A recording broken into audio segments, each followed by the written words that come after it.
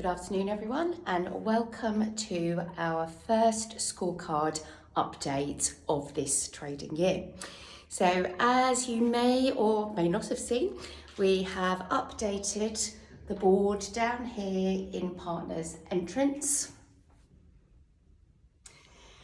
with our scorecard and the elements that we are responsible and accountable for achieving that drive the success of our shop, but also gives us the opportunity in our contribution conversations to be able to articulate how, where we've put our own personal energy, we have been able to drive any particular metric within the shop.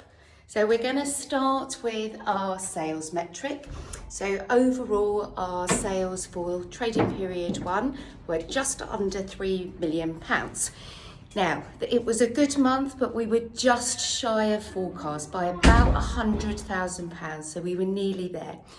Again, to put that in context, all branches collectively didn't hit their forecast for trading period 1. So trading conditions were a little bit tougher than we expected them to be. The spend wasn't there, and you will have seen that since the end of trading period 1, we've put some initiatives in place through spend stretches, rewards to try and drive those sales. Now, the things that we can be really accountable for in our shop, because sometimes we can't always impact our sales, is the amount of transactions that we are putting through the tills. So this is, in a way, conversion. So the visitors that are coming into our shop, converting them into customers and persuading them to buy something. Also, what we can influence, and is what is within our control, is how much they spend with us or how many items they buy. So we can add on sales to initial purchases, or we can try and influence the customer to spend more money on something than they might have come in attending to do. So as you can see from the board here, our transactions have increased versus last year, but there is still some opportunity with average transaction value and items per transaction. So for our stock operating metric, there are a further 3 things that are within our control. That's our ASAP counts, our track the gap scans, and our RFID availability. So at the moment, we are hitting the metric for ASAP counts. So thank you very much, everyone in the morning operation that completes those counts. There are far more of them now because of the track the gap process. So well done for managing to get all of those done pre-opening. We're also doing really well on track the gap. So for trading period 1, we were in the top 5 for the amount of gaps that we were tracking. So again, that has been a really collective customer assistant effort with lots of people learning new skills and lots of people passing on knowledge. So an excellent achievement there. The one that we've got some work to do still on is RFID availability. We missed that target or that metric for last month, but we are working really hard, doing lots of work in stock rooms, in processing, in putting stock out in our service zones, and just education with the technology that we have to use to drive this metric. And I am sure that we will hit that 95% soon.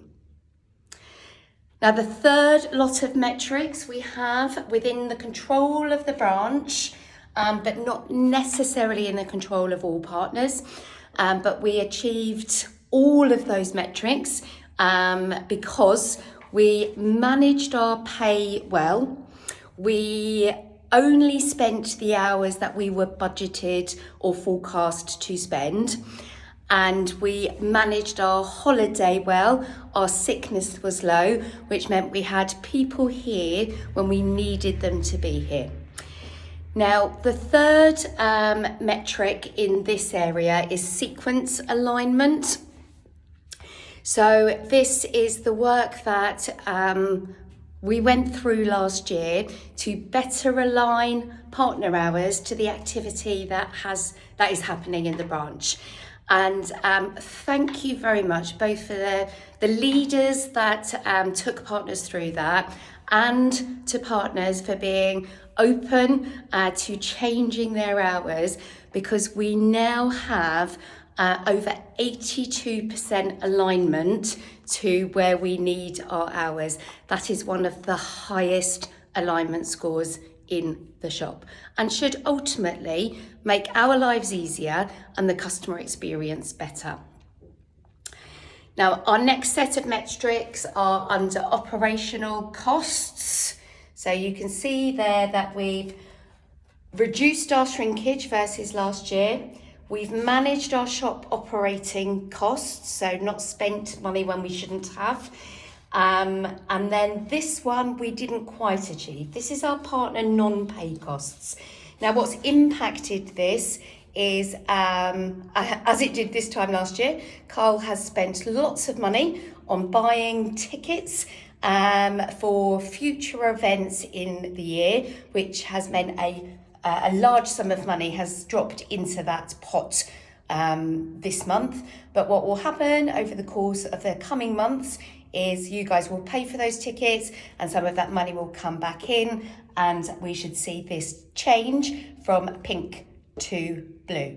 But for me, it's really important that we spend that money in the way that we do, because that pot is there to support well-being and social events, and it's really important that we make the most of it.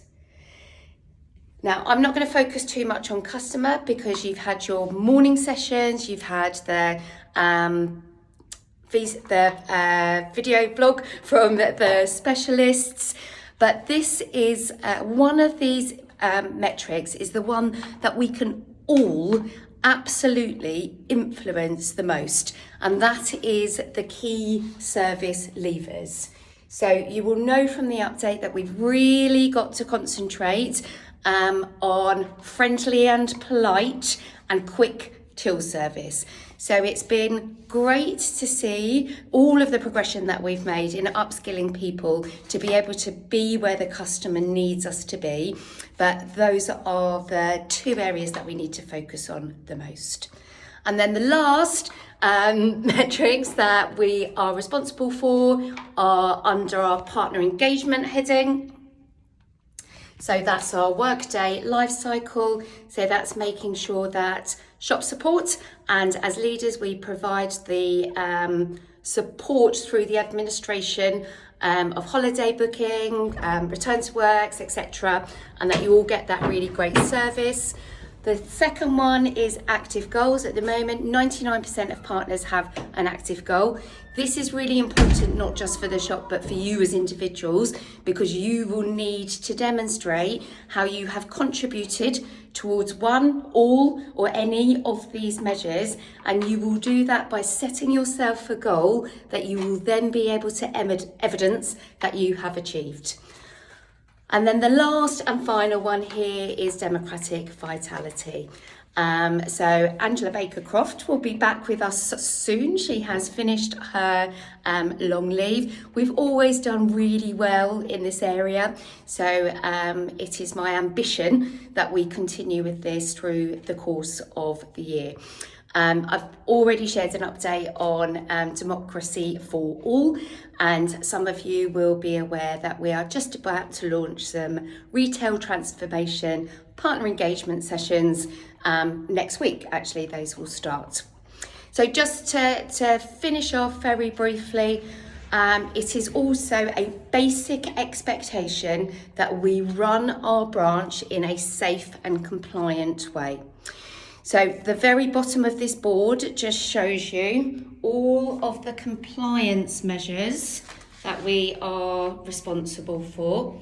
So do come and take a look. The only one that we're not meeting at the moment is age restricted sales, because unfortunately we had a mystery shop and we didn't ask the shopper for ID. So again, hopefully if we have mystery shops in the future that we pass, this will bring the average score up and we will be in a better place.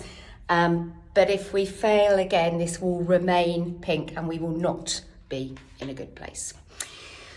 So, thank you very much for listening. If you've got any further questions, please just ask. I hope you found that informative, and speak soon. Thank you for listening again.